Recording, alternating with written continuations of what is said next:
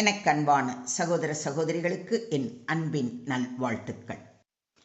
இன்று நாம் தியானிக்கும்படியாக தேவன் அருளும் வசனம் சங்கீதம் 121:3. உன் காலை தள்ளாட ஒட்டார், உன்னை காக்கிறவர் உறங்கார். ஆமென். இன்றைய தியான வசனம் நமக்கு தேவன் நம்மை கைவிடாத காவலர் என்பதை மிகவும் அழகாக சொல்கிறது. உன் காலை தள்ளாட ஒட்டார் என்றால் நம்முடைய வாழ்க்கை பயணத்தில் நாம் தடுமாறி விழுந்து விடாதபடி தேவன் நம்மை தாங்குகிறார் என்று பொருள். நாம் செல்லும் பாதையில் சோதனைகள், துன்பங்கள், பயங்கள் வரலாம். சில நேரங்களில் நம்முடைய கால்கள் தளர்ந்து இனி என்னால் முடியாது என்று நினைக்கலாம். ஆனால் அத்தகைய நேரத்திலும் கர்த்தர் நம்முடைய கால்களை உறுதிப்படுத்துகிறார். அடுத்து, உன்னை காக்கிறவர் உறங்கார் என்பது எவ்வளவு பெரிய ஆறுதல். மனிதர்களால் நம்மை எப்போதும் கண்காணிக்க முடியாது.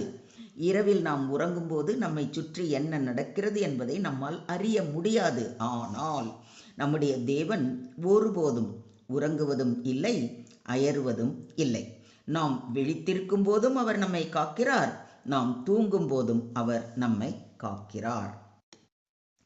எனக்கு அன்பானவர்களே, இன்று உங்களுடைய குடும்பம், பிள்ளைகள், வேலை, எதிர்காலம் என்று பல காரியங்களை குறித்து நீங்கள் கவலைப்படலாம். ஆனால் என்னை பாதுகாக்கிறவர் விழித்திருக்கிறார் என்ற நம்பிக்கை உங்கள் உள்ளத்தில் இருந்தால் நீங்கள் எதற்கும் பயப்படவோ கவலைப்படவோ வேண்டியது இல்லை.